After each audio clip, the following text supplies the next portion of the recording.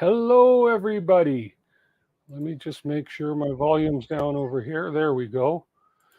Oh, that feeling you get when you're down in your studio, your basement, whatever you want to call it, working away, and you look at your watch and you realize, holy crap, I have to go live in 3 minutes. I lost track of time, guys.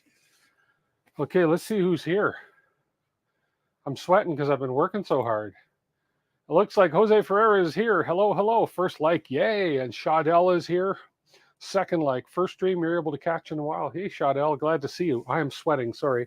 I've been working hard this afternoon, so I got my little sweat rag here. Andrew Humphrey, Guy the Jedi. Sergio's here. Shadell. I said Shadell. Nick. Joseph Jolly. Hi, everybody. Anyways, welcome. Thank you all for being here. Oh yeah, I've been working, you'll notice something a little different over here. I've been working a little bit on the laser. Been doing a little bit of 3D printing this week. I got a cool little trinket right here that some of you have probably already printed. And I've had quite the week. So yeah, AutoZone. You were in the zone. I was in the zone. I was for sure. And that's why I don't have any soup with me. I have it upstairs in the fridge ready to heat up, but it was like, holy crap, 3 minutes. So I had time to go to the bathroom, had time to get myself a drink of water, and I had time to come out and get the microphone on, get everything fired up and go. I haven't 100% got the cameras ready I wanted to have ready for tonight, but hey, that's all right. It's all good. So, yes. So let's see. We have 6 people. 6 people. That's good enough. We're going to be a small, intimate crowd. So what I've been working on this week.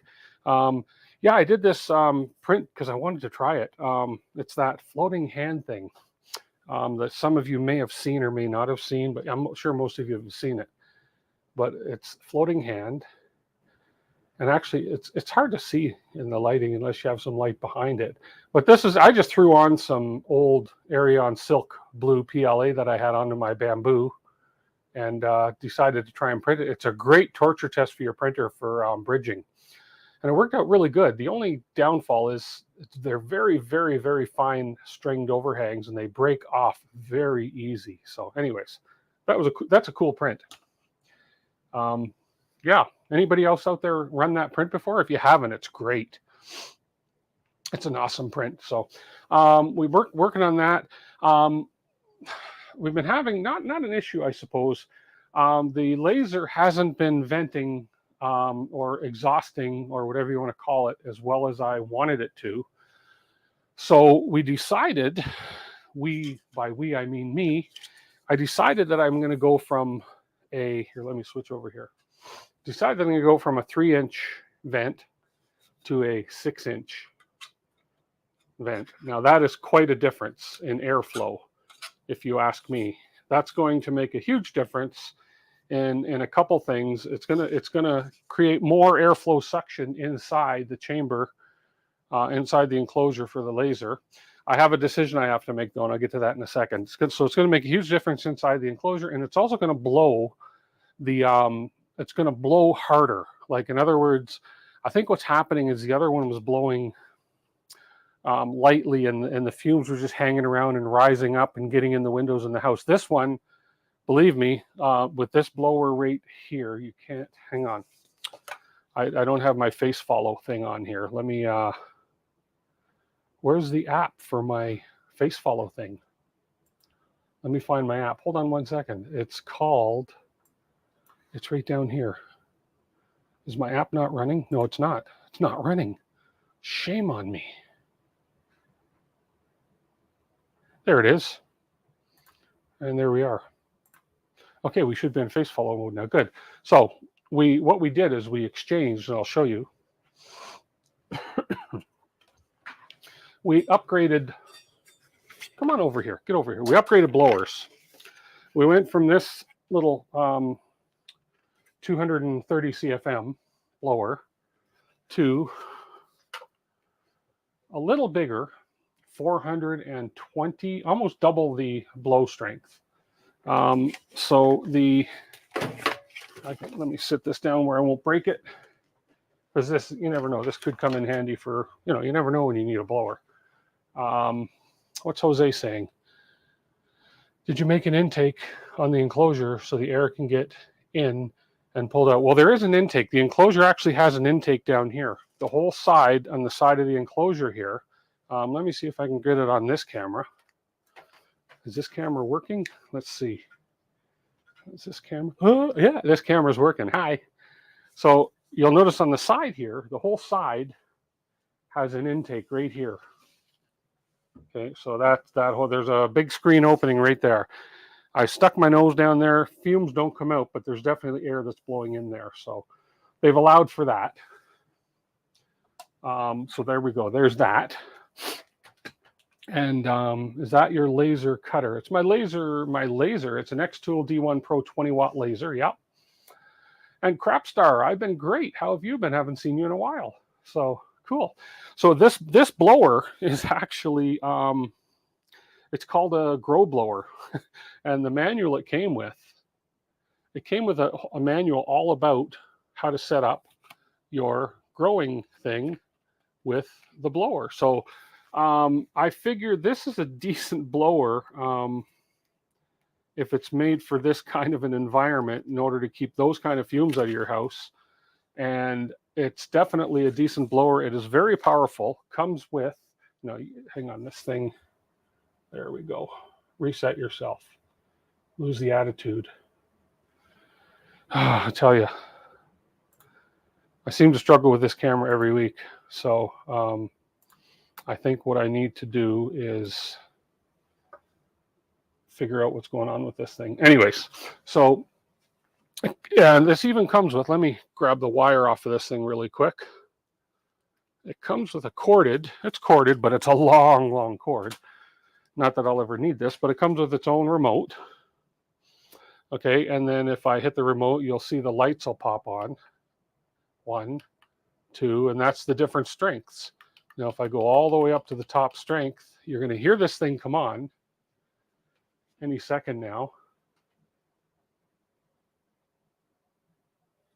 Oh, I pushed it once too many. I pushed it one too many times. There we go. Now it's going to pop on. And here's the suction in end. So you'll hear it. So right up to the mic. And the suction, that'll actually stick on its own to that. So that's really, really, just kidding. But that is, really, really good suction. So let me turn that off. So it's pretty cool. You have the exact same exhaust fan you have, and you use a Sonoff with a temp probe to control it. Cheaper than a fancy one you have there. Oh, okay, cool. Very cool, Crapstar. But this one, let the jokes flow. This one actually came with this remote built in. As you see, we mounted it to the wall with a 2x4 across a couple studs, and then it's mounted nice and solid in here. We've got the nice 6-inch hose. The only thing I haven't done, and I have a question for those of you who are maybe in the know. The one thing I haven't done, whoops, just dropped my remote. I'm going to have to find a little home for that where I can just sort of mount it over here so it doesn't keep falling. If you notice on my window, what I haven't done yet is I've adapted from a 6-inch to a 3-inch to go out to the original window fixture I had. Now, it blows hard. I open the window and it is blowing hard. So I guess the advantage to that is like when you get a smaller water pipe to a smaller water pipe to a smaller water pipe, you're going to get more pressure at the exit. So that is going to basically, in my opinion, blow the fumes further away from the house, which is probably a good thing, versus if I have a 6-inch opening up there, it's not going to blow as hard and it won't go as far away from the house. That's my thinking, my train of thought. Hi, I'm down here in case you lost me. My eyes are up here. There we go. So that's my thought on that. The other question I have now for you guys to answer with me is, for the enclosure, those of you, that reducer will impact your CFM. Okay, so you're saying if I take the reducer off, if I leave it on, it'll lower my CFM, whereas if I take it off, it'll increase it.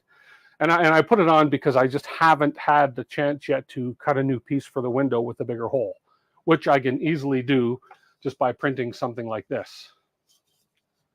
That restricts a little the flow. Yeah, okay. So that probably answers my next question, because there's two things I found to print. One of the people on one of the laser sites sent it to me.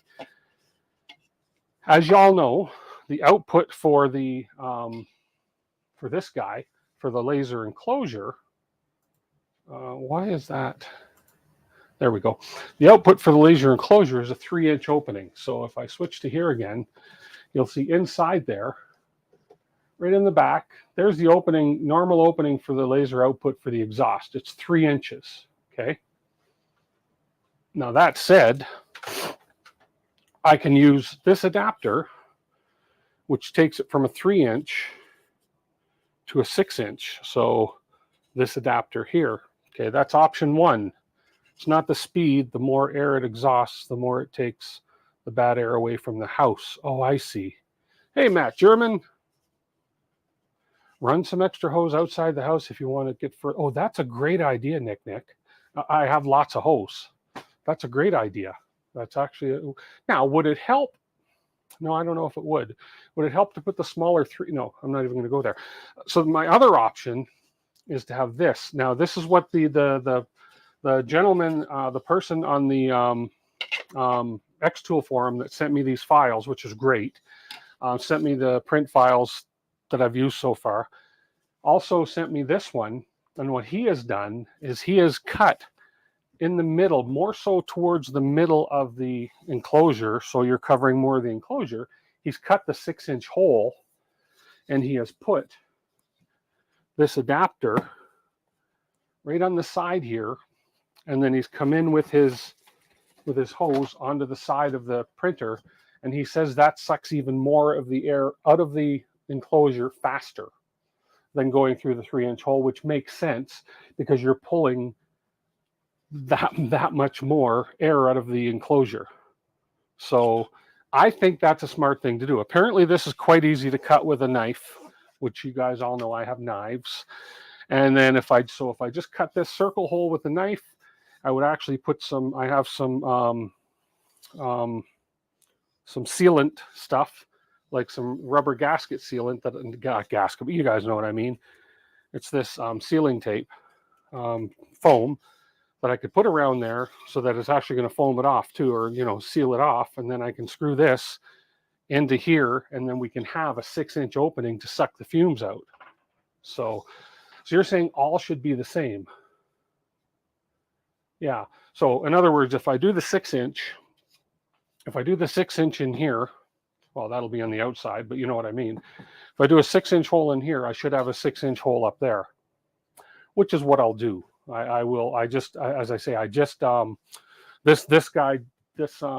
blower just showed up today. 6 inches for the wind. Yeah, that's my train of thought. This guy has it in a little apartment. What size is opening off the fan itself? Which fan, Richard? Because if the fan, I'm not using the fan that came out of the enclosure. The enclosure has a 3-inch hole coming out of it, okay? The blower is 6 inches. It's a 6-inch blower. That's all connected, mounted to the wall. So the one that is doing the sucking is 6 inches right here. That is sucking. It's a 6-inch sucker. So I'm thinking let's just go 6 inches all around. Let's go ahead and cut the enclosure, okay, and mount this guy to the enclosure, and let's go 6 inches, because this is going to suck out by volume. I don't know, going from 3 to 6, that's I think 4 times the volume. This should suck out 4 times the volume of this out of the enclosure while it's burning. So that's what I would suggest I do. I think this is just going to give me the same problem. There's more suction, but you're not going to get as much volume out. So, yeah. So I think I just answered my own question. So what I need to do is grab a Sharpie or something, and I need to actually mark and cut the hole for this. And we'll put the rubber, the foam tape on it, and we'll screw it in with looks like M5s or something, and that'll be our sucker. How much of which machine? This machine. If you're speaking the xTool, Crapstar, this is a refurbished D1 Pro 20 watt. You get a brand new warranty with it. And I believe the refurbished D1 20 watt, if they have any left, I believe it was $5.99 US is what they're selling the refurbished one for. And when I opened it, check out my stream earlier a few weeks back when I opened this, it looked brand new. There's nothing wrong with it. Everything's working fine. Factory refurbished with a full factory 1-year warranty as if it's a new one. The only thing the warranty doesn't do is if you have to get one replaced, they replace it with another refurbished. They don't replace it with a brand new one. So 6 inches is my max. Yes, I don't think you can go any bigger than 6 inches. So I think 6 inches is plenty of size, and that is what she said.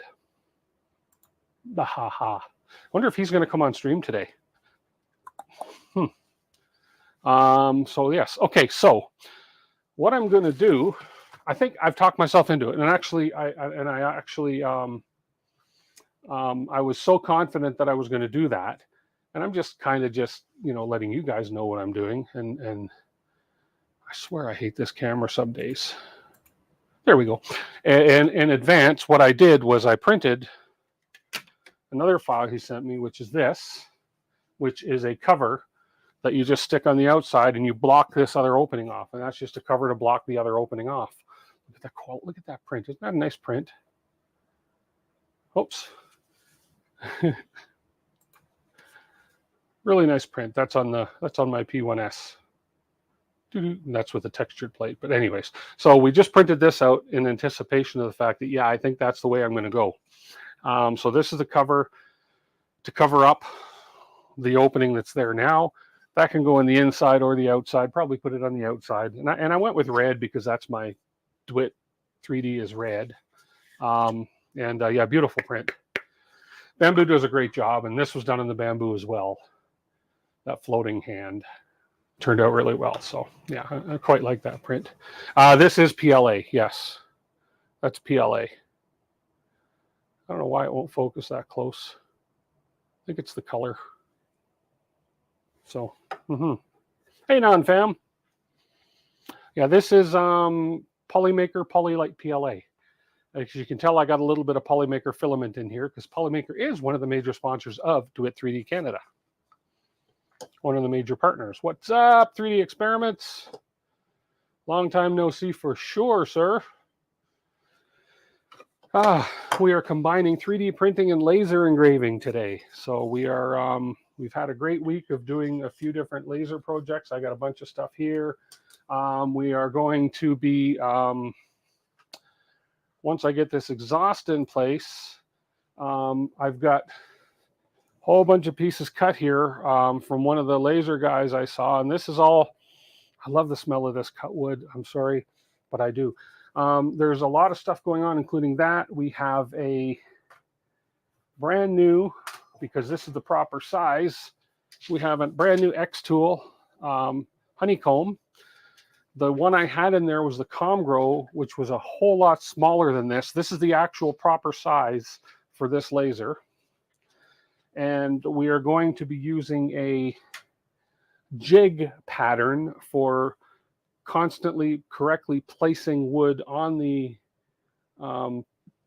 honeycomb for engraving and burning, etc. That I saw another YouTuber who does a lot of engraving with his laser and a lot of cutting with his laser, and I'm taking his idea and I got his files and we're going to be making those. That is the sheet that came with the honeycomb.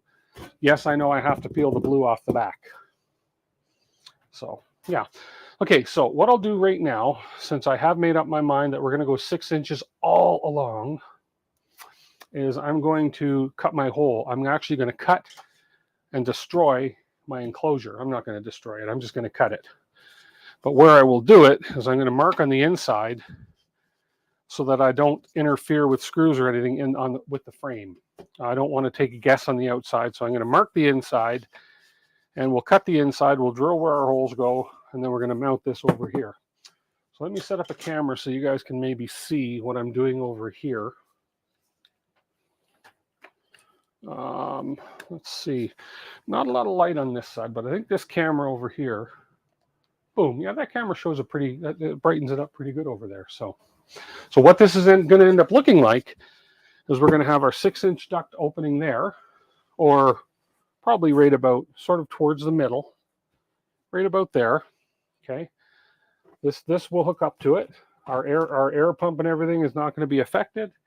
And then we will also have in the back, we'll have this piece is going to cover up the original opening where the old duct went. So that's what we're going to do. Yeah, so that's my story. And that's it. Okay, so I need something to mark that with. Now, the only thing I have that's not black is a purple Sharpie, and I don't know if purple Sharpie will show up on this, but we're going to try. We're going to see. Yeah. Anybody want to talk me out of this? No? Good. Shiny like ABS. Nice looking print. Thank you. Yeah, it is. It's a great looking print. Okay, so I'm going to go in here.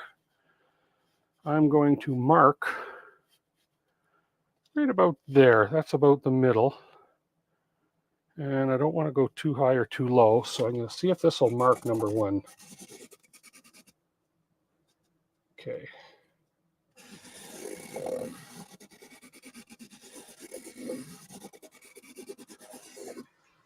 I'm going to mark our 4 holes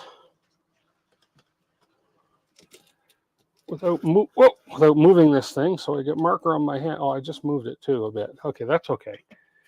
Okay, I can mark the holes after. I can kind of see my mark there. Oh, Sharpie on the hand. WD-40 apparently will take that off. That's your absolute favorite time to have 3D printers, when you need a custom coupler or something. Richard, exactly. You know, this is what 3D printing is all about when you think about it. When you need a piece like this and you don't want to go to the store, because go to the store and try and buy something like this. Go to the store, try to buy something like this. You just can't. 3D printing is great. Okay, so now I'm going to grab my knife and I'm going to get myself to a point of no return here by cutting. And is that a sharp blade? No, let's sharpen this blade a little bit. Pull the old blade off and I'll throw that in my box. Be very careful when you throw blades away, as long as you know there's a blade in there. And I'm going to start cutting into this. So going to a 6-inch will create more suction in the enclosure, so you might want to use original hole as an intake. Oh, that's interesting too. Or, you know, I mean, the original hole is a secondary intake possibly, because we do have an intake down along the bottom here, along the whole side. But, you know, I could always 3D print a variable intake too. So you have this as a 2-layer thing, and you can open it and close it if you need more intake. It's a possibility. We'll see how it all goes. But that's a good idea, non-fam. Don't break that with your fingers. Jose, I've been using these things for, I kid you not, 40 years. I always break them with my fingers. Bottom is better. Yeah, exactly. Okay, now that's really hard to see my line here, because I'm wondering if I have anything brighter to mark that with. Oh, I know what I have. Stay with me 1 second. Bottom and across is better. Yeah. Okay, we're going to switch to this camera for a second. I'm going to go grab. That line I drew is not very bright or not very noticeable. So somewhere I have, where did I put them? Bear with me for a second, guys. Somewhere here I have acrylic pens.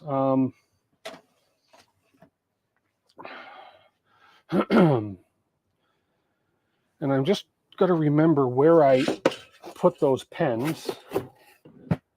I think, let's see. There they are.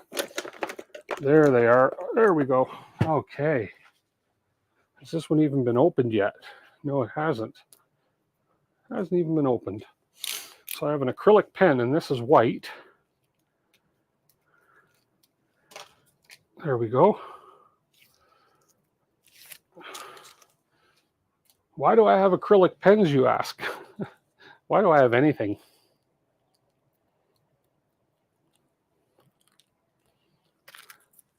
No. Enclosure is definitely not airtight. Okay, so we'll shake this. So what I'm going to do, because I'm using this pen, is I'm going to tape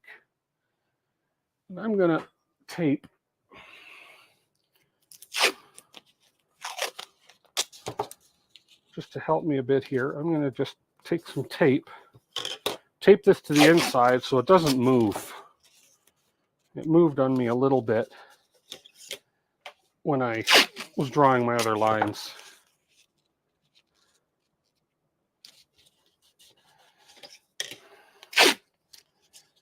Well, actually, just the 3 sides is plenty because I won't be able to reach the bottom part. So I'm just going to come on the inside of this. And we're going to tape it over here where it's going to go, which is right about there. So let's tape this in place. Oh, that's better. It doesn't have to hold it perfectly, just long enough for me to mark it. You could tape the place you're going to cut out and mark the tape. Oh, that's true too. That's Andrew, that's why you're here, all the good ideas. But now that I've got my acrylic pen, let me get this pen flowing. See if I can get this acrylic pen flowing. And if I can't, I'm going to do Andrew's idea. Oh, there we go. Okay, we got the pen flowing. So I should be able to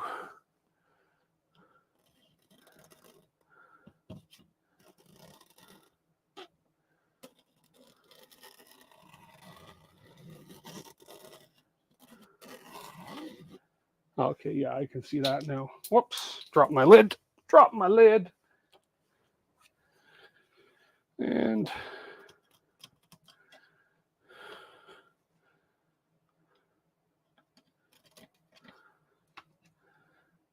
And mark these holes. And one more hole. If I can get in there and see it.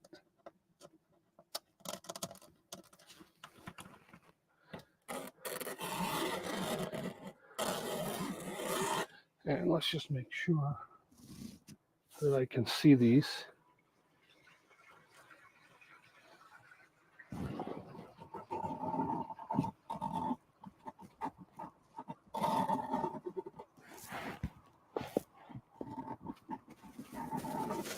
And I can see that mark for sure. Cut it with a freaking laser.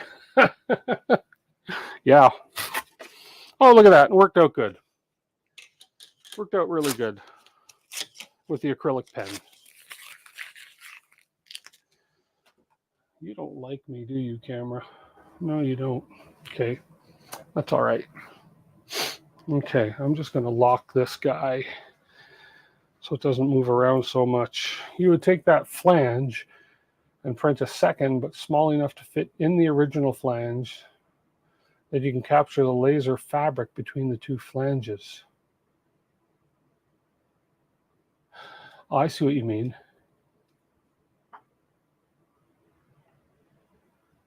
Print a second, but small enough to fit in the original flange. I don't know if I need to do that, but I can always do that afterwards too. Oh, and that acrylic paint's fine. Okay, let's go ahead and cut it. Do I have a bigger knife? Although this knife might work. Actually, what I'm going to do is I'm going to take the enclosure. Whoops. I'm going to put it down. Hang on a second.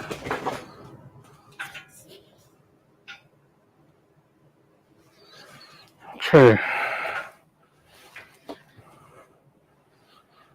Okay, hang on 1 second, guys. Just hang on one moment for me. Hang on, I just got to answer.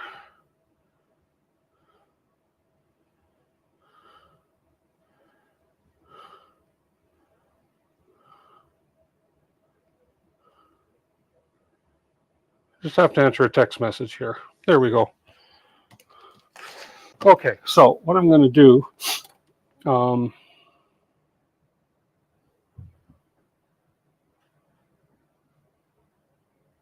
yeah, it'll hide my, and you know what? I can always add the piece inside afterwards, but this stuff is pretty, I mean, the original hole they've got cut here is just strictly straight cut hole, and there's nothing really supporting it. It's very well cut. Actually, I think what I would do is I may even take the torch and it'll take any fray off the edges and prevent it. I don't care if the inside looks ugly, too ugly, but you know, I just need to grab something for under that so I don't cut too far through. So let me just, and I'm pretty adept at cutting with these knives, so we're just going to cut. It's going to take a couple cuts.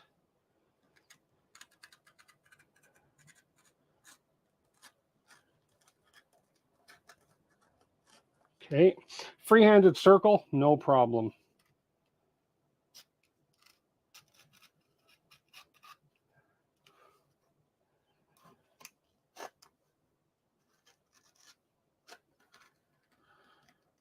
Okay, I'm in the plastic part now. There's like a plastick-ish inside. Okay.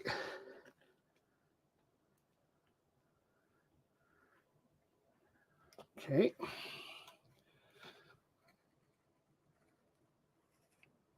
Okay.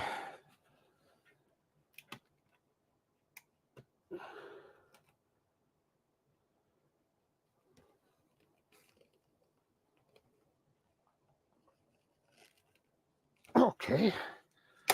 See how we're doing. Let's move this over. Don't knock everything off my table. And we're not quite through yet. Nope. It's pretty thick.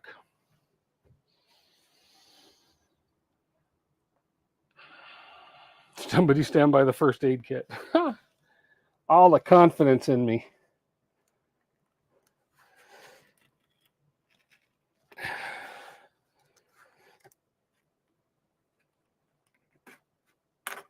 Whoops, broke the blade.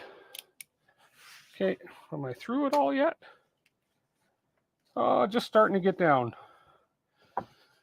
Just starting to get down to it. I'm just going to unsnap this for a minute. And I can open this cover right back. There we go. That way this cover doesn't keep getting in my way. Hi. Okay. Okay, we're through right there.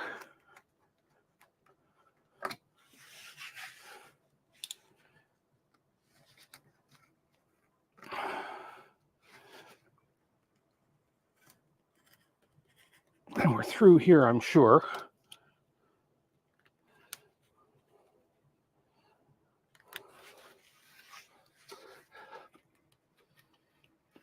Okay. Yeah, we're definitely coming through now.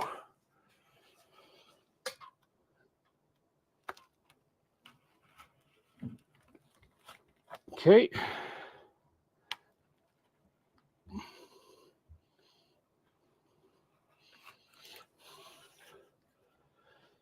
Sorry, guys, but there will be no blood. If it's any consolation, I did slice my thumb open yesterday on the old honeycomb. Okay, let me stand this up for a sec. Let me just see where I'm at. Most of the way through. I think I can take this over here. And I think I can finish it from this side.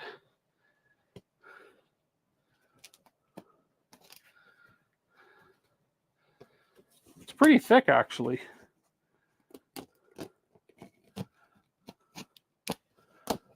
There we go. Oh, there we go. We have our hole. Oh, and I lied. There you go, for all you guys that wanted to see it. Caught my pinky. On the inside. Oh, it's like bamboo under the fingernails. Whew. Oh, there we go. So there's the piece that came out, relatively round. I mean, you know, considering it's done by hand. So first aid, yeah, a little bit of blood. And it basically fits in there nicely, so it's not a bad cut. I'd say I did pretty darn good. So now what I got to do is, let me just clean this one piece up here. Okay. So as you can see, we have our hole. This will go here. I just have to go in now and drill those. I'm just going to drill holes for these 4. And then we're going to have our vent mount, vent mount. Rinse it in isopropyl. Oh, you know what? Actually, considering there might have been some burned wood in there, not a bad idea. Okay, isopropyl will clean it. There you go. Okay. Isopropyl will at least sterilize it for the time being. Oh, that hurt. Okay, good. So I hope you're happy. Okay, so I'm going to grab my drill. We have our drill bits here. Your late uncle experienced that firsthand, bamboo under the nails. Oh, yeah. That hurts. And yeah, I did, like yesterday. You can see right there, I sliced my thumb really good yesterday. So hurt worse. It hurt more the next day. So let me grab my drill. Oh. And I'm going to need, let me just grab some screws here. Hang on one sec. Where's my screw cases here? I got too much wood over here now. When you get into lasers, you find you're going to have a lot of wood, extra wood lying around. Not that one. It's this one. So I'll grab some. I believe it's either M5s or M6s that'll fit in this. What do we have here? Let's see. These are M516s. They're a little small, so let's see. What do I have for M6s? That might work. An M6 will fit. Do I have any M6 nuts, though? I don't think I have any M6 nuts. No, we'll just stick with M5s. It's not like smoke's going to escape.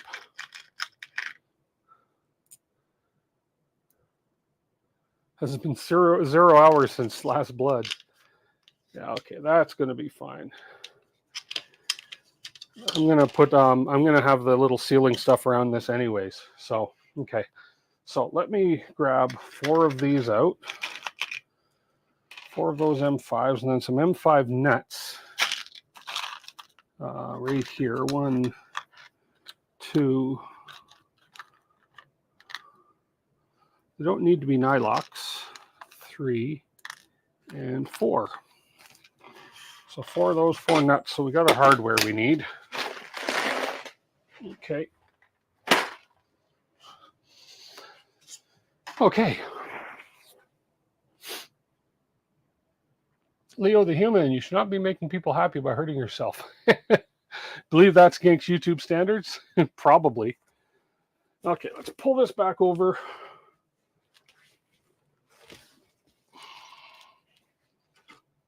And I need to make a bit more room here. There we go. Oh, come on, stay over here, stay. What can I put in front of you so you don't move? How about the drill bits? There we go.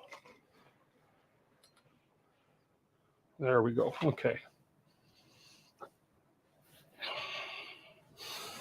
I'll switch you over to this one here so you can kind of get an idea. All I'm doing, I need a piece of wood because I don't want to drill into my workbench if I don't have to. An M5, I'm pretty sure I need a 5mm drill bit for an M5 or 5.5. Actually, let's go 5.5mm. Okay.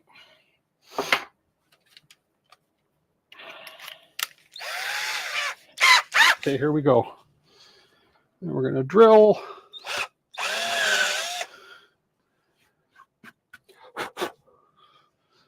Fortunately, it drills really, really, really easy. Okay.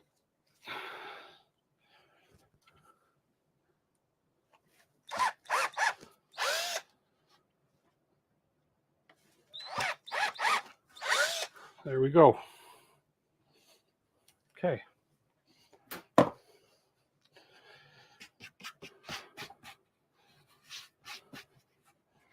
Hopefully, there goes all my drill bits. Just missed my foot. Okay, let me just take care of this. Oops. Just missed my foot. Dang, they say.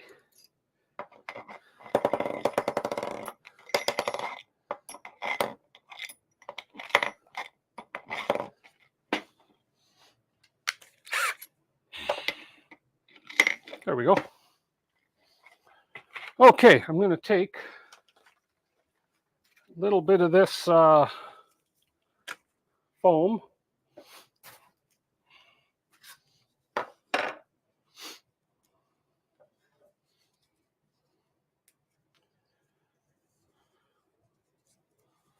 Holy foot. Oh, holy foot. You got that right. And let's see, where are my scissors? Scissors aren't here. Snippers will work. But I'm just going to foam. This is just to give this a bit of a seal. So what I'm doing is I'm just going to seal just sort of around the edges of this. So it has something to seal up against the enclosure with. This is the same stuff that I would have used, say, on the Voron for sealing the enclosure panels. I could do 2 layers. One should be plenty because the blower is going to suck all the smoke out anyways. And with the power of the blower, there shouldn't be any lingering. But this is just, you know, an added layer of whatever. There we go. That stuff is really sticky. There we go. So we just put a layer of foam around there. What would I have heard a bit that do it? Hey, Stephen Poole. Okay. Let's make sure I can get these bolts through. Oh, yeah, they go through. Okay. Hopefully they're long enough. They got to go through here and the enclosure and fit the nut on. And I think it will. Look at that. Just long enough.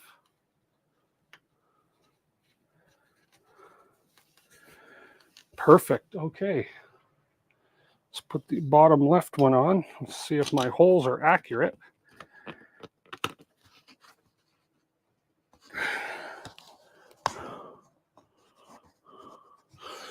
That one's good. Just a bunch of crap coming through the hole is all. Let's see.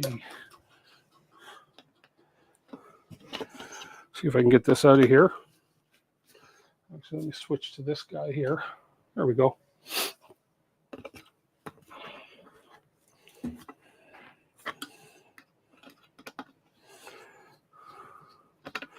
So we also, during the week, I just got to push this crap through in the back here, or else just take my knife and slice it off.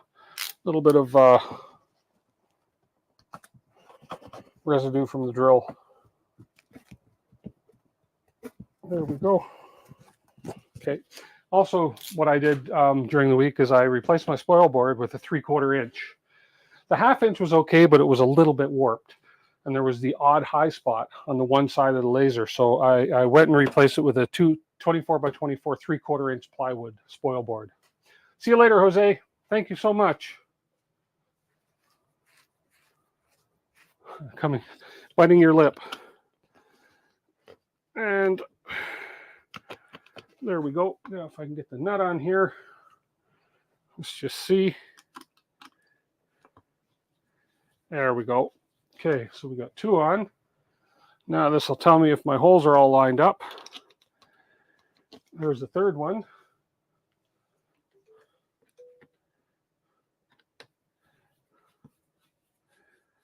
And I did it by eye, and I'm pretty straight.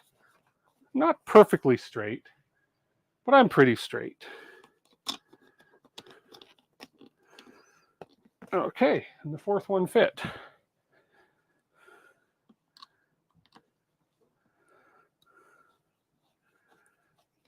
Okay, come on, bite that nut. Okay, now I'll just snug all these up.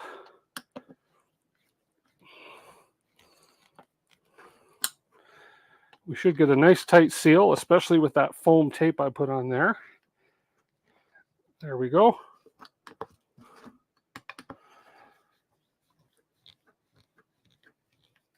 There we go. That is snug. That is tight.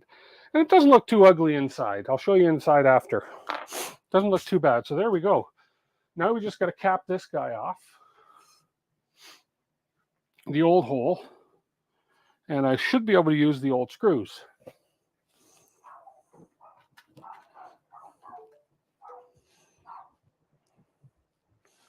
We have barking dog.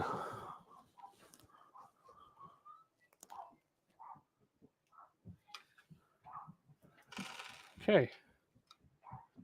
And I'll do the fancy color on the outside. Actually, this one I'm going to actually... no, I don't think I'm not going to bother with any foam tape around this one. This hole should be okay. Somebody's here. Dog's barking at something.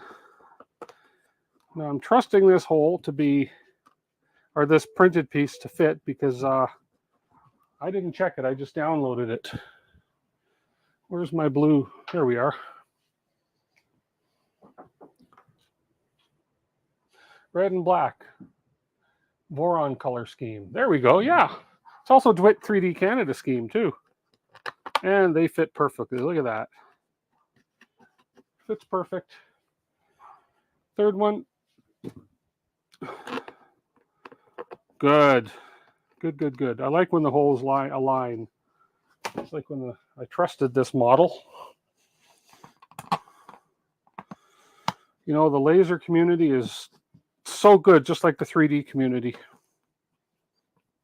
A lot of people, there's a lot of overlap with 3D and laser. There we go, and there we are. That covers up the old hole. Looks good. I don't have a problem with that. What do you think? Looks good. Looks good to me. Looks good to all you. Upgrading fume extraction. Yes, I am Snapshot to a much bigger. Just about lost my mouse. For those of you that weren't here at the very beginning, we have put in a much bigger 450 CFM. What is this? It is a AC Infinity user manual. It's an AC Infinity. It's a grow blower, actually. It's for, I don't like to use the word grow ops. It's for a growing tent, a grow tent. It's a grow tent blower, and I think it's about 450 CFM, but there's a picture of it there, AC Infinity. Nice blower. Okay. Boy, I'm warm. So I'm going to grab a drink.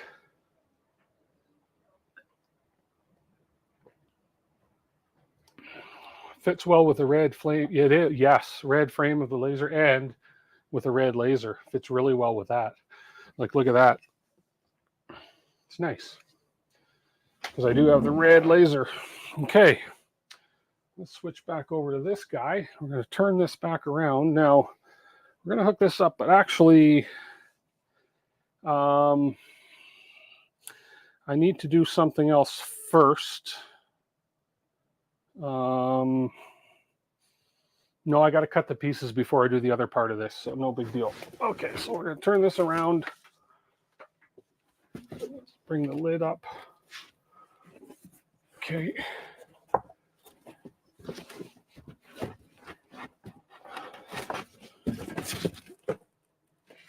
This enclosure just fits just perfectly like a glove over this laser. And it fits just perfect on a 24 by 24 sheet of wood. So, okay. So we got this on. So now we got to grab our 4-inch. What do we need next?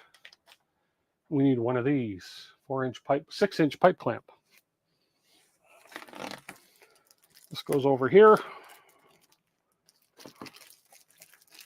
Now I actually cut this. I actually had to cut the ducting because it was way too long. And then we are going to fit this over.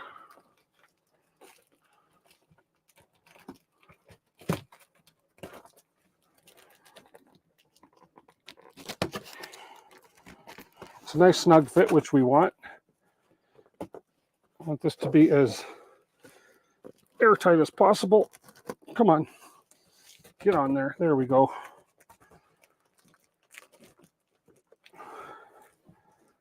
Oh, come on. I'm struggling on the bottom. There we go.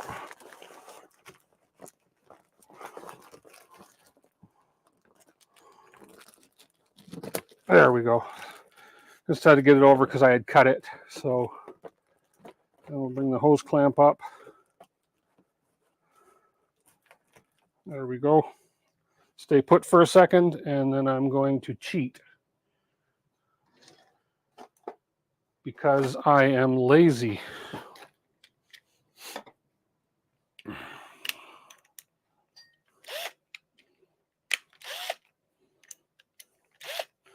Yes, you heard me say that. So we have our hose clamp.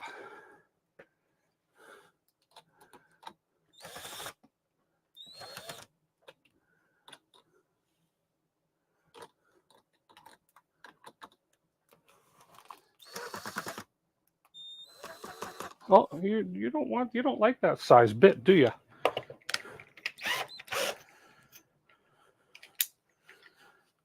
So it won't let me cheat. I cheated on all the other ones. Oh, it's actually maybe a Robertson's would be a little better for this. Let's just see.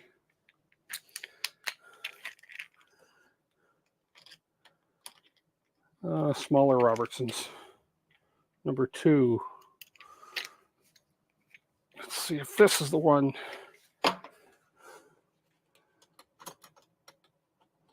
No, what is that? It's not it's a Sharp Phillips. If it's a Phillips, holy crap. Let me try my Sharp Phillips.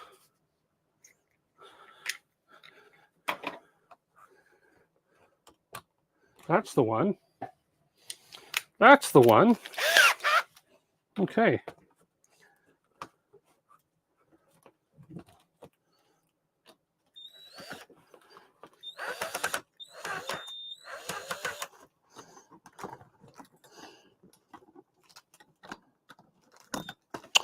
Come on up top here. I didn't struggle this bad with the other. I should have tightened this a little bit earlier, but we're okay. Let's bring you up here and do this.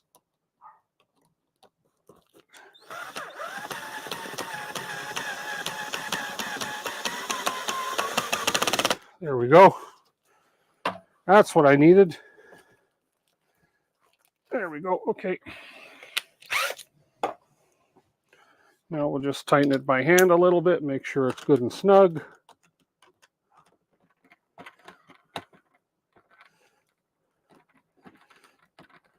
Okay.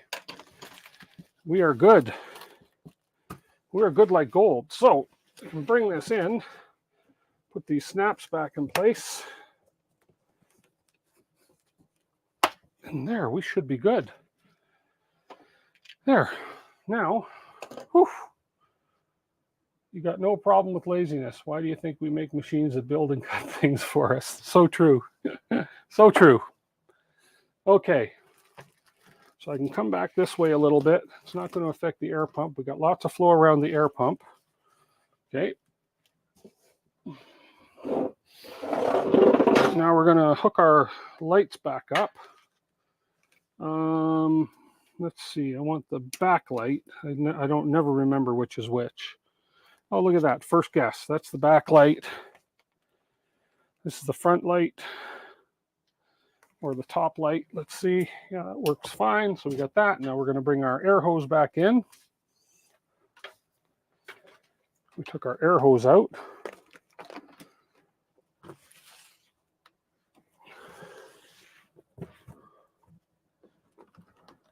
But first thing we got to do is I want to get that honeycomb in place. Okay. I want to put the honeycomb in because I do need to cut a big piece to go with the jigs that I'm making, the permanent jig holder. Okay.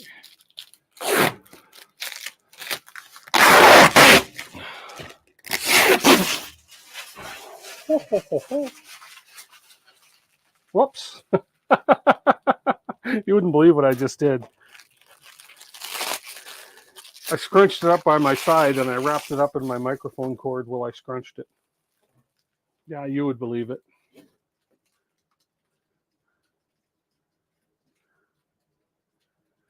Doesn't look like you ever mounted. No, I haven't mounted the camera yet. No.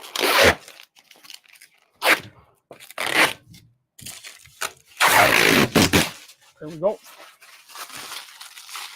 I have not mounted the camera in here yet. So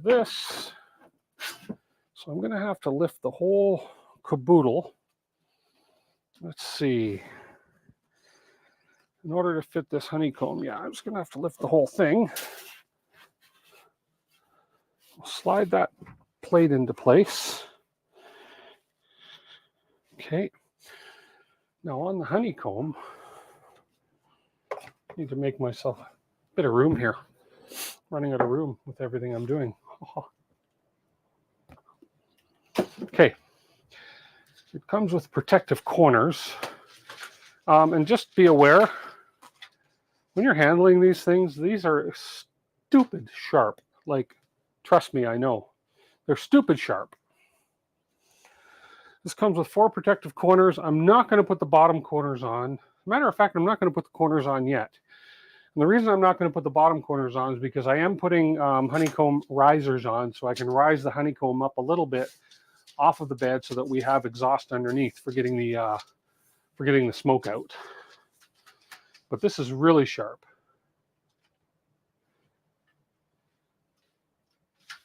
Okay, so let's raise this up.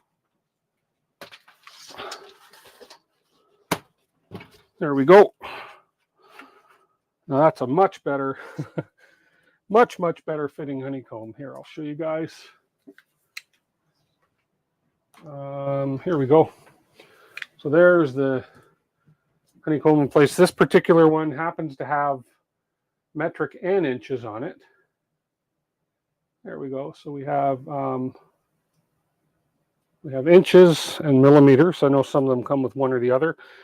It's a lot better fitting than the other honeycomb I had, which was about 50 millimeters short on all sides. It was about, my other honeycomb's about 100 millimeters smaller in square footage. There's the opening for the air sucking out. Doesn't look bad. Doesn't look bad at all. Look, get a close up. Look at that. Is there anything crawling in my house? See, that it gives animals. I need to put a screen on the outside, so like a critter or a mouse or something doesn't crawl through that hole, down the tube, into my laser. Can you imagine if an animal crawls into my laser, what that would be like? I guess anything's possible, especially when the weather gets cold, right? So I want to put a filter of some sort on the outside of that, a mesh filter, but after I get the large hole cut, because I don't want anything crawling in my house. So yeah. Anyways, so we got that in. Now I can put the laser head back on. I'd taken the laser head off just to clean the lens, is what I took it off for. I had to take this off. I cleaned the plastic and I cleaned the lens. So yeah. So I'm just going to put the laser head back on. Doop. Where are you? There you are. So let's go ahead and do that. We'll plug it in.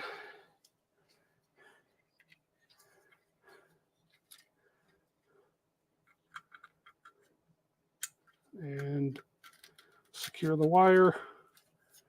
Throw this back in.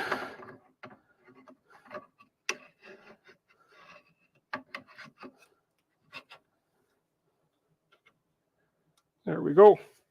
And we'll put the air assist back in. And there we go. Okay. Make sure my air assist hose is sufficiently long enough to reach everywhere. And it is. Oh, we got our wires hitting the honeycomb bed now. It's the only thing, that was the one negative on this machine, is the wire management, which is not the best in my opinion, but that's reasonable. I'm going to have to, once I get everything permanently in place, those wires will not rub that honeycomb as much, I hope. There we go. It sits there just down beside it now. Yeah, this is kind of a pain, but that should be good.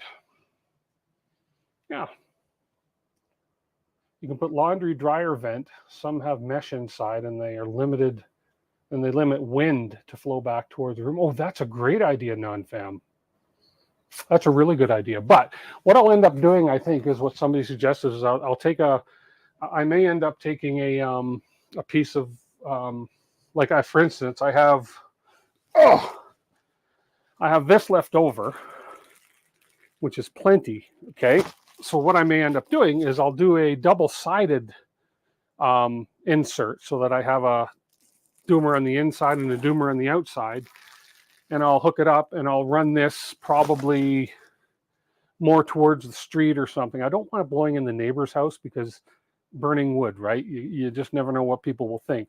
But if I have it maybe pointing towards the front of the house and it just blows out towards the street or something, or maybe even towards the back of the house. I have to see what the wind flows like in the winter and everything, right? I just don't want it blowing up and into our cold air intake vents. I don't want it blowing anywhere near our intake vents, because that defeats the purpose of an intake vent if you're sucking in burning wood smell into your intake vents. So there we go. Okay, now we have this in place.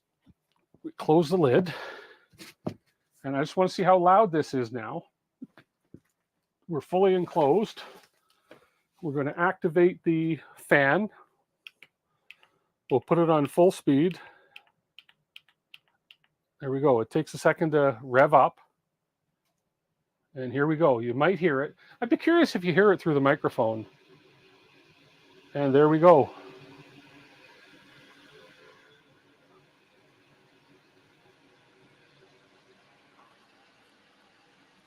I mean, it is. If I open this now. Oh, there is some great suction right there. Like good suction. Let me put my arm right through it. Oh yeah. That is good suction. So that should make a huge difference, hopefully. You can't hear it at all? Good. It's not, I mean, you hear it on, it's loud, but it's not obnoxiously loud. And I'll just shut it off now. I like the little remote. All I need to do is maybe mount the little remote on the counter over here somewhere. You know, it's got a little hole there. I could mount it wherever, or I could just keep it here and make you guys think it's a microphone. Hello, testing. Burn something to see if it works. Okay, let's do that, guy. Let's burn something. Burn, baby, burn. Disco Inferno. Okay, let's burn something. What I want to burn. Let's see if I can find the file. Let me pull my bench. Let me take a seat. I've been standing this whole time. What are we at? We're only at 6 o'clock. That's good. A little quicker. Let's take a drink. I look so short because the camera's not on face follow. There we are. Okay, I'm going to find, bear with me while I find the file I downloaded. Oh, it's on the internet. It's in my Dropbox. Dropbox is great. And I believe it's under my laser files too. And it is the D1 Pro jig kit. It's the jig kit, and it's the, I'll take the light burn files, and I want the locking panels, and I believe, okay, I have a 515.25 millimeter spacing and a 514.35, because apparently, I'm just going to download both of these for now, and then I'll do a quick measurement, because apparently some of the D1 Pros and D1s, etc., even though they should all be the same size, from what I understand, is that there's a slight difference between the distance on the legs on some of them. And there's also a slight difference on the width of the legs, of the feet. So in other words, like these particular feet will go where here's the extension. So these particular ones will fit perfectly in this, say, this jig that I cut for the legs. Apparently there's some that are a little bit wider or narrower than this. So there's a little bit of inconsistency, and it's probably just different batches or something, who knows. So I'm just going to measure between these legs and make sure whether I'm going to use, which one I'm going to use. The jig is up. Andrew, you're good. Anyone got a Zippo? Got a match? Oh, to show the suction? I wonder if this would do it. If I would just go, let's see, if I were to go like this, would that show it pulling towards the, let's just see. Will that show it pulling towards the vent? Let's see, probably not. And 1, 2, 3, full speed ahead. Let's see.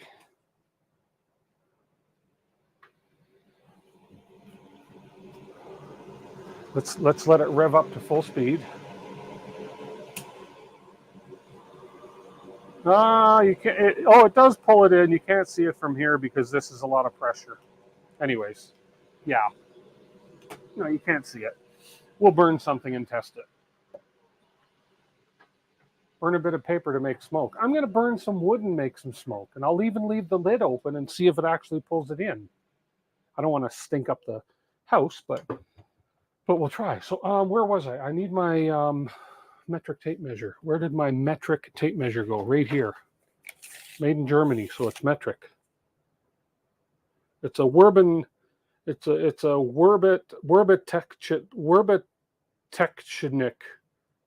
Werbetetchnik. It's called. It's a 5-meter tape measure. So hang on. So let's just pull this up, and my legs are 540 middle to middle.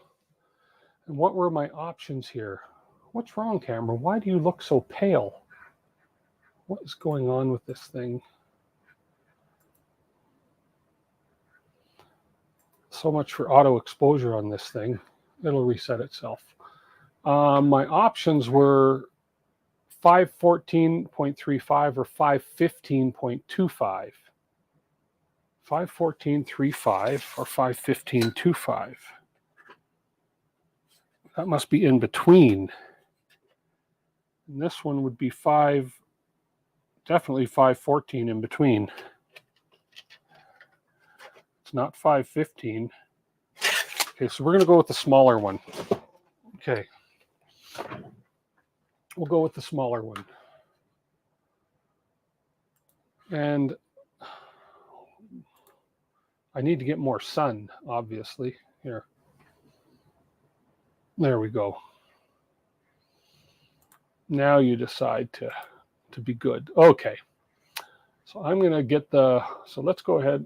I'm just going to switch displays here for you guys to see. Let's open Lightburn. Oh, actually, first thing I got to do first is I need to plug in. I need to give power and USB connection to the printer. Power. USB. There we go, and we'll turn it on. Okay. Okay, I think that's everything connected. Okay. And let's do a new project in Lightburn. We don't want to save that one. And let's see if we're actually, let's home this. And we are homing, so you can see that homing behind me. So it's working. We are connected. Okay, we'll switch displays. We'll switch to display. And you can watch me do what I do. Watch me. Now, I can't see chat right now, so be nice. I can't see chat. So I'm going to open, because it was a Lightburn one and it was in my downloads, and I decided to go with the 514 one. There we go. And this is a guy named the Clack Shack, who I'm getting these from, and it's an interchangeable jig, and it's really cool. So I'm not going to burn his name, because I give credit where credit is due on my streams, but when it comes to this, I'm just going to keep it pretty generic. Plus, I don't want to take any more time to burn. We'll ungroup this. We'll delete that. So we just have our burns left, basically. And we are going to go through now what I actually have wood that I have specifically for this size.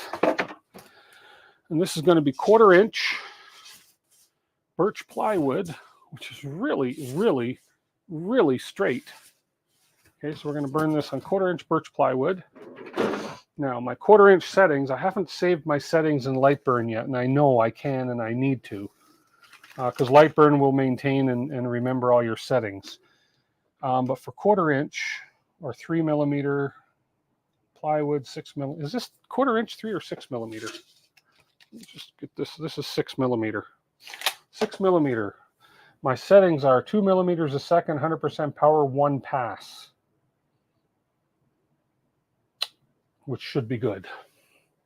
Okay, let's see if anybody's making any comments, derogatory comments on me right now. Need vitamin D. That's funny. Okay. Hotboxing with DeWitt. Okay, let's go back to this one. I can't really get this camera any higher. Hang on a second. Hang on a second. That's why we have this camera. Let's see. Is this camera even working? Oh, it is too. Look at that. It's almost in focus too. Let's move me down here. I'm not that important. Okay, so let's put our wood in here.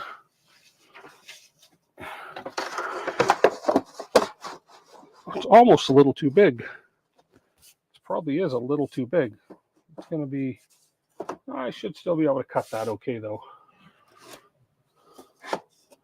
Oh, maybe not. Hang on. That wire is going to interfere with it. So what I'm going to do, that might be, hang on. Just fits in there. I thought I cut that to the right size. No, it's just fitting in there. Okay.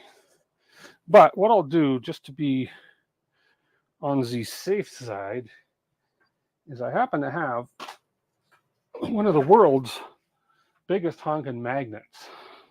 Not the world's, but that will hold that side down no problem. And we're just going to hold this down with this magnet here. Just make sure that we're okay. Okay, magnet will stick to the stepper motor, so we'll just put you down this way. Okay, that should be good. So we're going to focus, drop our lever, drop down. We're going to focus on it, and then we're going to adjust our depth. on the other side here to 6 millimeters or so. They have that secondary focus on there for focusing to the depth of the board.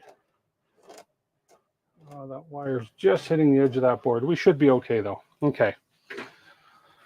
Okay, so let's go ahead. You did cut to the, I did cut it to the right size. Of course I did. Okay, let's go back into Lightburn. Let's home this.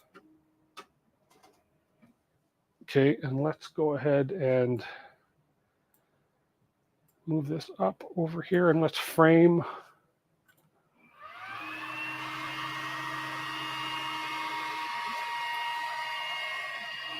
Okay.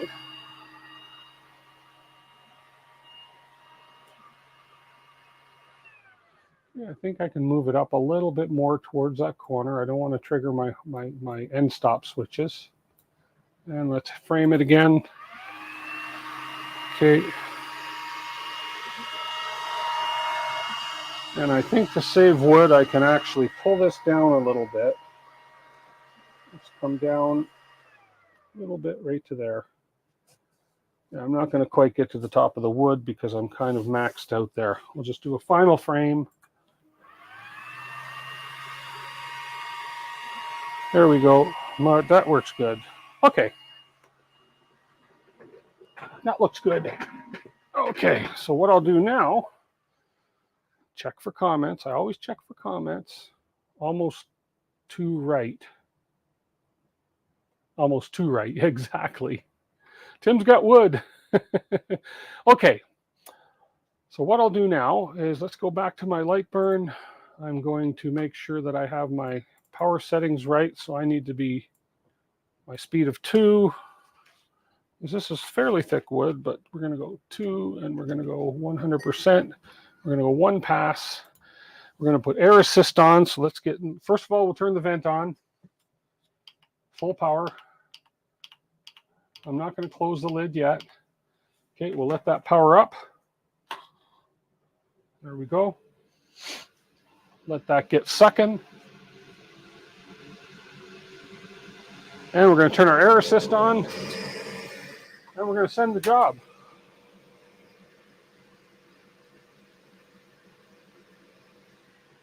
And where is my safety glasses?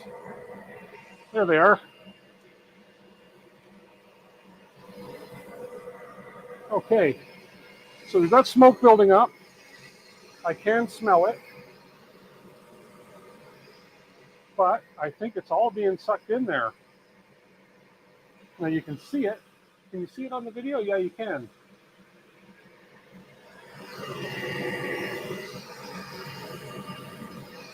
Okay, I got to close this because I can smell it in the room a little bit, but we'll close this. We'll move the camera.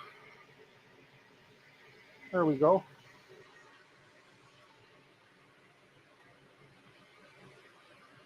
And we will focus it.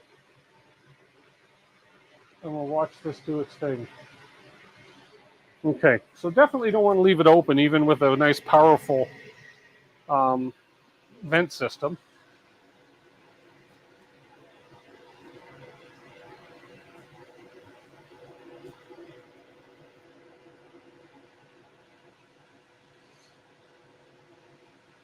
But now I like to sniff around outside the enclosure. Oops, and I think I just unplugged the camera. So bear with me for 1 second. Yeah, I unplugged the camera. No, the laser hasn't frozen. The laser hasn't stopped.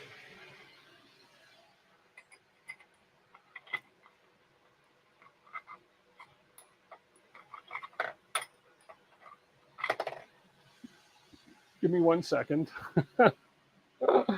Oh, man. Don't you just love all this stuff? There we go. But we're blurry. And don't adjust your screens. You're seeing yellow because you're looking through the enclosure lid.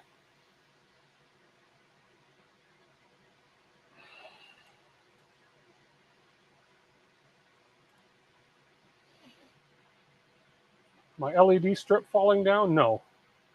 That's the air assist hose. Snapshot. Hey, Jack Black. I hope you're feeling better, man. Sorry to hear you're not feeling well. Okay.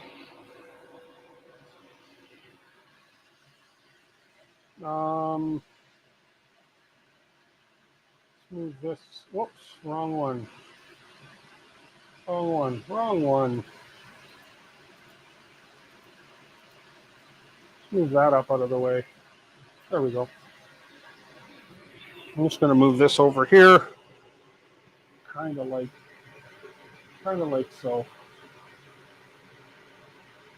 And we'll let this burn finish and see what happens. So the only thing that I don't like about this immediate setup right now is there's no gap. Why do you keep going out of focus on me? There's no gap between the bottom of the honeycomb and the metal plate that's underneath it, which is why I'm going to put a honeycomb riser in it, because it'll allow the smoke to escape a whole lot easier. And it'll give a little cleaner burn to the bottom side of what you're cutting.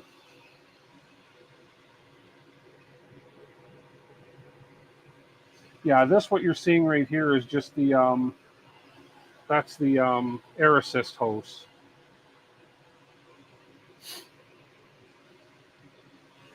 So far, well, yeah, it's blowing. I can't smell smoke coming out of any of the openings I cut. No, I think we're doing okay.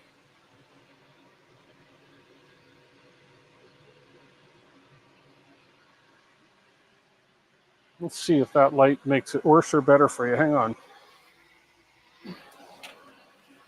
And I don't see any reason I'd ever necessarily run this fan at anything lower than highest speed. I mean, unless maybe I'm just engraving instead of cutting and I don't need as much exhaust, but I mean, of course you'd want to get as much of the stuff out of the house as possible, one would think. Yeah, that is the hose for the air assist that you're seeing. The LEDs are stuck up to the case with VHB, which is pretty strong stuff. There we go.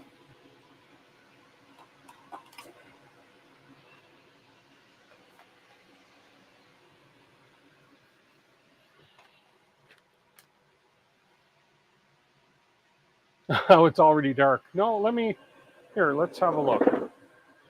Let's take the other camera and have a look. That's a good question. Okay, so I take this camera and I come up, and if I open my window, let me just, oh yeah, I can smell that. Let's close my window. Okay, I opened my window. I can definitely smell the smoke. Now you can't open my window. Okay. Yeah. So it's definitely exhausting because, yeah, whew, strong outside. So hopefully I never get like a neighbor calling the fire department saying I smell smoke.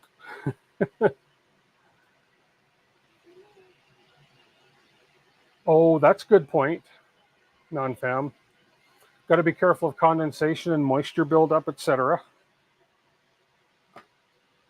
Yeah, we'll have to see. The key thing here is I want to make sure that there's no smell through the rest of the house, because I don't want that smoke blowing outside and then up into any of the wherever our fresh air intake vents are. That's the key thing.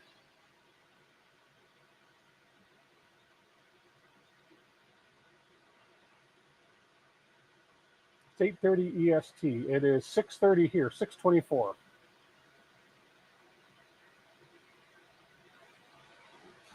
How long is this burn? Let me see. Nobody asked that. I'm just curious. It is a 24-minute burn in total. So we're almost halfway through. Well, we're not quite halfway through it, but we're getting there.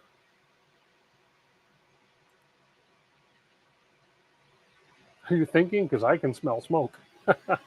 I am. And I might not be... Huh. I might be a little out of focus because those lines are a little bit thick. Either that or it's because there's no room underneath the honeycomb. No, I think I'm a little out of focus on the lens, but that's okay. We are cutting right through because I can see it dropping right there. It is dropped. So I know we're cutting right through. I probably could have got away with 90% power, possibly. But this jig that I'm cutting right now is, I need that jig before I actually put the stands and everything under the honeycomb, because this is basically a permanent jig. And then when I make my other jigs, my jigs will lock into this jig, if that makes any sense. If you guys haven't seen his YouTube channel, it's worth a watch. The guy does a lot of laser, and he got some really, really good ideas. And his name is, what was his name on there? Anyways, you saw his name. You saw his name. This is a jig. This is a jig locking jig. Let me find his video. You guys can maybe let me just find his video, and I should put a link to it later on. I'll put a link to it in here. His channel is called the Clack Shack, and he's actually live right now. Oh, look at that, he's live right now. His channel is called the Clack Shack. Coincidentally, he's live right now. And I want to look at his videos. And so if I find the one with his jigs, let me look. Well, here's a for instance. He has 16.3 thousand subscribers. So here's a perfect example right here. So if you have a look, that is him right there. So if you look at what he's done, you see how he's got the interlockings, he's got his pen jig. And if you kind of look up, you see how his jig is locked in right there. So that part of the jig up here is a permanent part that stays in the frame. And then he takes his pen jig or his mug jig or whatever jig, and he locks it into place, and he knows it's in the exact same place all the time when he's using absolute coordinates. So, but he does have videos on creating his jigs as well. He's got a lot. There's one right there, the perfect. So he's got one here kind of, and if we scroll down a little bit through the video, we can probably find where he puts his jig in right there. No, not quite yet. There's one here where he shows his jig in place. And let's see. It was there. No, not yet, not here. I saw it in here.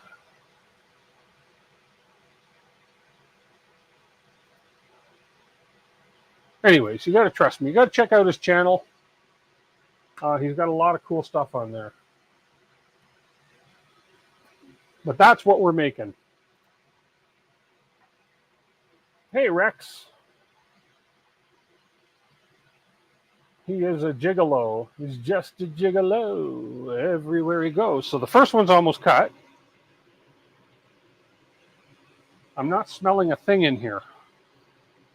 I am, but it's my imagination. But boy, that air is just being sucked out of there big time. And another good telltale is the top of the fan gets a lot of silt built up on it. And I was told by the gentleman that made this particular setup that got rid of a lot of that silt buildup on the top of the fan because there just wasn't enough suction with the other one. Okay, so we're starting the second piece now. So I think in about another 12 minutes it'll take for this thing to go. But check out that guy's channel if you guys are interested in laser, Clack Shack. And I love his accent. He's got one of these southern accents. When he talks, he just talks. He's really, really I mean, y'all know what I mean about the Southern accent, and he just talks like this, and I know I'm butchering it right now, but boy, he sounds really good, and I love listening to his voice, man.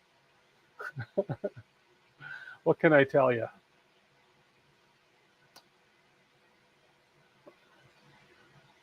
Evening, 3D Medic Vince.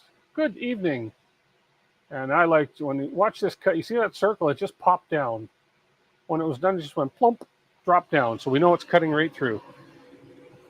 I probably could have got away with a little faster, but hey. But the whole idea behind this is to see how well we're extracting the smoke. Now, as I say, because that honeycomb is sitting flat down on that metal, there's not a lot of smoke escaping out the sides, and I think that's causing dirtier burns than if I had that little bit of a gap. And maybe that's why I needed to put those rubber feet on the bottom, but that's okay. Hey, Jerry, sort of like the Poor Boy channel. There we go. Yeah, yeah.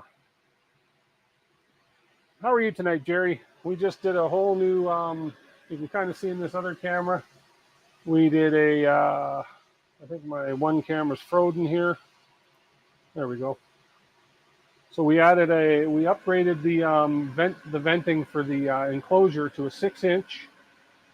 This is known as a AC Infinity. It's actually a fan for a grow tent, for exhausting grow tent. So we're now down up to 6-inch piping.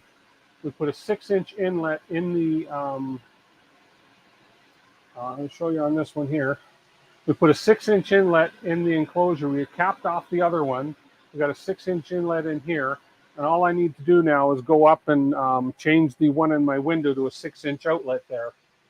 So, but I definitely have to put a screen or something in there, because that'll be a welcome thing for critters to come in. Like, for instance, like skunks or rats. Or, well, we don't have rats here. Mice or something. So, thanks, Jerry. And we're just doing a test now. We're just doing a cut that I need. I'm cutting myself a jig thingamajig that I got from a guy named the Clack Shack, and it's basically going to be a permanent jig grid. It's hard to explain, but it's an interlocking jig system. So when I make a jig for something, all I do is plug the jig in, and it's in the exact same spot every time. So Shane, you got one of those weed growing fans. They work great. They also have auto restart, so they spin back after the power outage. Which, oh, nice. That whole new system just sucks or blows depending on which side you're on. Yes, and it sucks well. I mean, okay, just don't go there. But yeah, that's exactly what this is. As you see by the picture, it's a grow tent fan. And I mean, this book teaches you all about how to set up your grow tent and everything. It has all the different possibilities, the different outlets. Like, I need something like that, a shutter exhaust, so that I don't get critters in. So we'll find something like that with a 6-inch outlet, so that I can put that on the outside of the house, so something doesn't crawl in the house in the winter.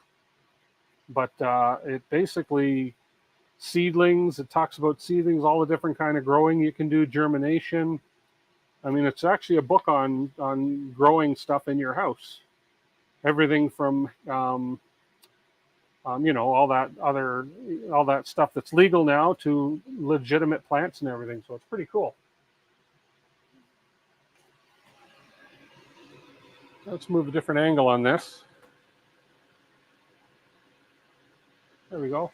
And I finally got, as I say, if you weren't here earlier, I finally got the proper size xTool honeycomb for this. So, metal plate with magnet on it when closed. Okay, cool. Even a 3-inch opening. Oh yeah, mice and rats, 3-inch opening for sure. So that's why with winter coming, I don't want to leave any inviting looking holes for them to crawl in. Can you imagine if I come in one day and I look in here and there's a family of rats or mice? Critter cover from Menards. You want something that critters won't chew on. Oh, good one. Yeah. A weed grower's Bible. Yeah, Teza. The metal mesh. Yeah, they'll eat the plastic. I'll get a metal one for sure. It's going to be metal, so they don't chew through it. And believe me, I'll be inspecting it every once in a while.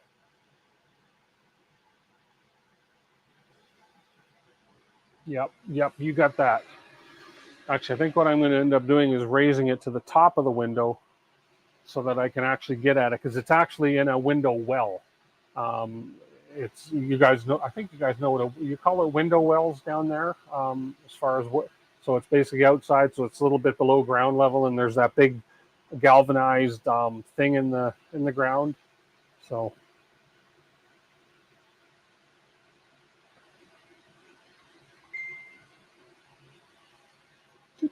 my phone just went ba-ding.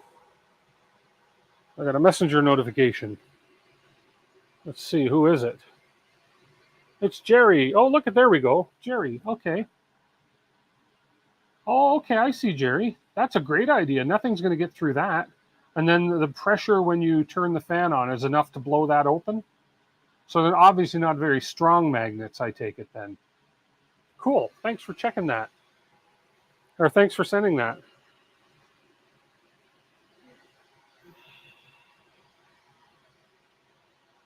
So yeah, I assume, because this thing has quite a bit of pressure, so this thing will open pretty much anything. As I say, the only thing I got to do is switch the window vent to a 6-inch. Right now I have it stepped down to a 3-inch.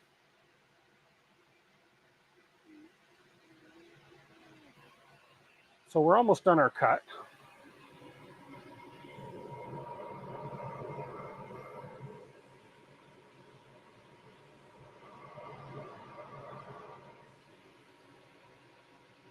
Oh yeah, you can kind of see the air sucking to that hole. Big time now.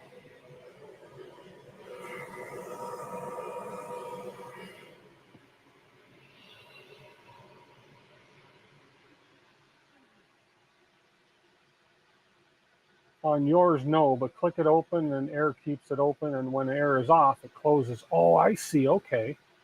Bottom swings open. Okay, interesting. I know you can even get the ones that when you... Oops, now I've hit a limit switch. What's going on here? Oh, okay. I made that mistake that Louisiana Hobby Guy talked about. Okay. I made the same mistake Louisiana Hobby Guy talked about. I just watched his video on Friday. What happened right there, if you heard the alarm, right the head, I had my artwork or my cut file too close to the left edge. You have to allow a certain amount of, what's the word I'm looking for? You have to allow a certain amount for the different size heads depending on the printer, because this thing has built-in end stops, optical end stops. I didn't have my cut file over far enough on my artboard, say, and it triggered my end stop on this side. So I'm kind of lost on this one. I can't even recover from this because I don't, unless I use the cut and I wonder if I could use the print and cut dialog to recover from this. I don't know. Anyways, that's what's happened. So I'm going to go ahead and switch back over to this guy. I'm going to move my floor camera out of the way here.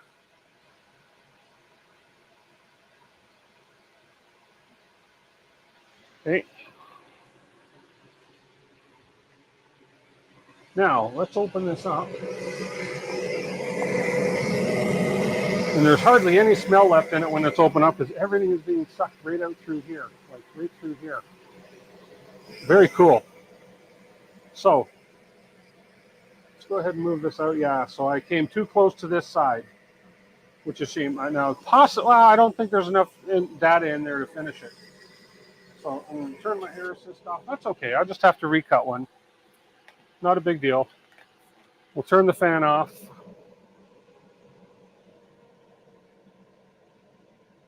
There we go. And let's just grab my magnets out of here. And these are some big, big magnets, man, I tell you. Okay, and let's move the board. And we do have... Oops, come on, get get out of there. There we go. Yeah, that's a big piece of wood under there. And we got some nice clean cuts going on there. Yeah, and even the backs, nice and clean. Probably could have got away with a little faster. But, and then that just falls out. So there's the piece we were going for the cut. Now, you see on the back what's happening because the honeycomb, there was no venting under the honeycomb. So we got a little bit of soot that's risen up because there was nowhere for that to escape actually. So that's why we're going to have a raised honeycomb eventually on that. So definitely, but that's, just to test this venting system, it's pretty good because I don't smell anything in here right now. I always keep this closed. And what I do is I'm going to turn this on and then I let it vent for I'll go about halfway. Let me turn this on about halfway. There we go. And I let it vent for about a half hour or so just to get any of the, any last residual smell out of here. So, but did a nice clean cuts. Look at that. I'm pretty sure that I could have got away, if I look at the edges, there we go. I probably could have got away with, yeah, they're not bad. I might have been able to get away with a little bit faster or 90% power, but that cut through nice and clean. So that's one half of the jig. So this goes, so how this works, if you can kind of picture this, is this is one side of the top of the laser. The leg, this is going to hold. So in other words, the leg of the laser will sit. Well, that holds. Oh, I did the wrong one. I cut the wrong one. That's okay. I got to recut them anyways. It was the whole size for the leg. It wasn't the distance between the legs that I was looking at. Ah, crap. Anyways, the idea is that the leg of the laser, either side. Oh, did I break it? No, I didn't break it. So the leg of the laser sits through that hole. Okay, it's just really tight. It actually goes in, but it's really tight. And then the other side, then it's a two-part jig just because it's too long to burn on this particular laser. So it's a two-part jig that plugs in like a puzzle here. And the other half is going to sit on the other leg. And then this thing, we got some risers over here, which I showed you earlier, which is going to raise this all up. And then this is going to sit on top of the honeycomb. And then when you make a jig, you're going to make your jig. So you're going to have this pattern at the top of your jig, depending on whether it's wide or small or narrow, it doesn't matter. And then when you go to use your jig, you just plug your jig in here and your jig is going to be in the exact same spot every time you use it.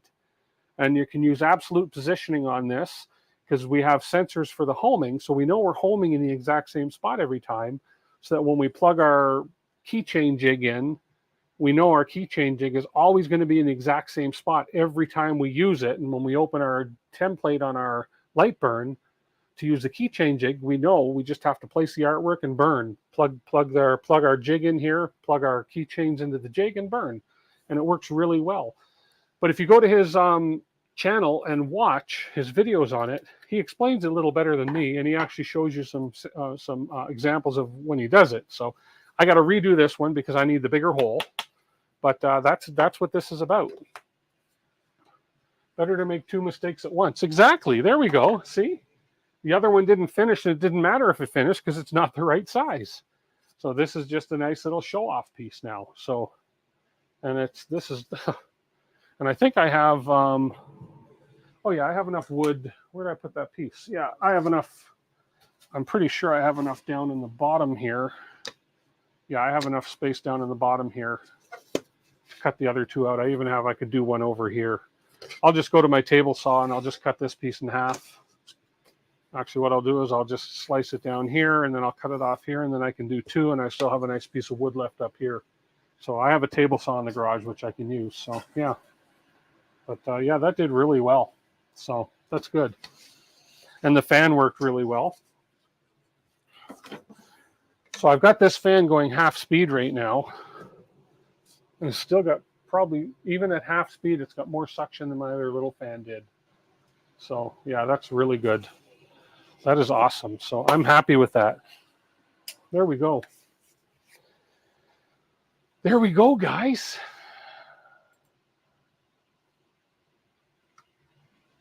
You've been lurking, David Wilson? Have you been lurking? Are you I've been lurking? So anyways, guys, that's it for tonight. Like, that's almost 2 hours gone by so fast. For those of you that weren't here earlier, we did print on the bamboo. We tried one of these prints this week. I think you've all seen the floating hand. These little bridges are extremely delicate. A few of them have broken off, as you can see on the bottom. You can see my hand shaking from holding this thing, but it turned out really good. It's not the best quality print because I used filament that's been sitting on my shelf for about 3 years. It's Arion silk blue filament, but this is a really good bridging torture test for any printer. But this was on the P1P, and it turned out really cool. I'd like to do it so the hand is a different color than the strings. That'd be cool if I could do the hand in black and the frame in black. So yeah, these are great. I really enjoy doing that. And yeah, and then as I say, I 3D printed the adapter for this guy here and another step down adapter for up in the window. But I'm going to, as I said earlier, I just haven't had a chance yet. We're going to take and we're going to see, I've stepped it down from 6 to 3 inches, which limits the airflow out. So we're going to actually change that. We're going to make a little bigger panel in the window up there, and we're going to put a 6-inch adapter in there so that we can blow through there. And then I'm also going to have an extender outside so I can kind of blow it away from the house so that it doesn't hit any of our fresh air intakes or anything like that. So, because I don't want it coming back in the house. That's the whole idea behind having this kind of a setup. So you got your sticker sent off? Still waiting for it though. Okay, yeah, it's in the mail. Yeah. Sending stuff from Canada to US, US to Canada. It just depends on it's the Canada Post and the US postal system, right? So it is on its way. Funniest thing you've seen all week was yesterday, the K1 Max door busting on Uncle Jesse's channel. Oh, really? Oh, that sucks. I've almost over here. So this is the P1S upgrade on the bamboo, right? And this is glass door. It only opens this far. I've left it open and I've walked by a couple times and bumped into it. And I'm sure if I bumped into it hard enough, I would shatter it. So I got to be careful of that. I really got to be careful of that. Let me get this camera out of my way. I put wood on my wire. I got wood on my wires. I got too many wires. What I need is I need to have all these wires on my floor running from my ceiling. But there we go. So yeah, that's what these are for. So we have these are, I just wasn't sure how high I had to go. So basically what's going to happen is, so we have a stack of these to raise the our template and to allow for the depth of the honeycomb, and the leg sits in here, right? And it sits and it's steady. And so these will all be glued together actually. So depending on how many I end up using. So I did a whole bunch because maybe I'm only going to go that deep, maybe I'm going to go that deep. But so we have a right front, and the right front looks funny because it's actually allowing for the Wi-Fi antenna which comes kind of in here. And we have of course we have the left front, same idea. The leg will sit in here on the printer, so you know the printer's in the same, or the laser's in the same spot all the time. And of course we have left rear and right rear.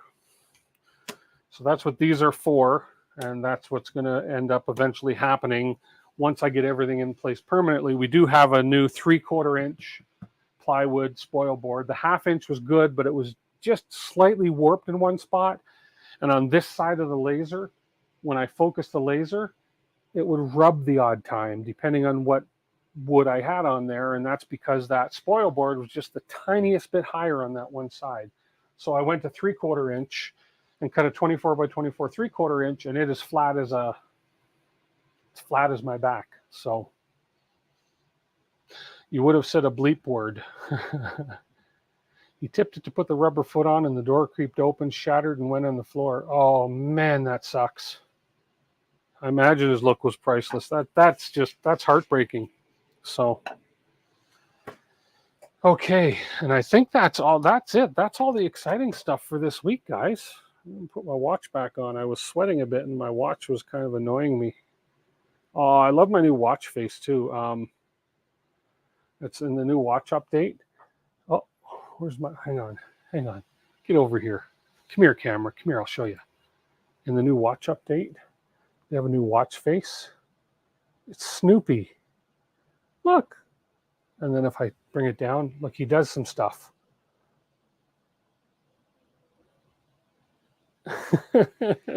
I love my Apple Watch. Anyways, dumb camera. Dumb camera. Anyways, guys, listen, thank you guys for hanging out. I'm going to call it a night. We're at our 2-hour mark, pretty much at our 2-hour mark. So thanks for watching. We'll have most of this probably in place. We'll have our honeycomb in place. Possibility, David Wilson, your ears might perk up here. Possibility, I may be building another 500 by 500 rat rig. Yeah, you heard me right. Not mine. I've been asked if I want to be paid to build a rat rig. The frame is already built. There's a few things. It's for a buddy, for a guy, not a buddy, a guy who just doesn't have the time to do it.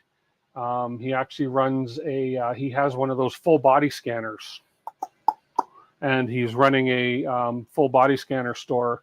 And between everything he does, he's really busy, and he wants to bring that rat rig into his store and have things printing while he's doing body scans and stuff. So he has asked me to do it. So I said I'd think about it, but I said if I do it, it's going to have to come home to my studio so I can do it in my studio. So we'll see what happens. Anyways, thank you so much, everybody, for being here, and we will catch everybody next time. Everybody have a wonderful week. Stay safe. Listen, I'm very close to 2,000 subscribers, so get your friends, your family, your uncles, your sisters, your brothers, your stepsisters, your stepuncles, your stepbrothers, your in-laws.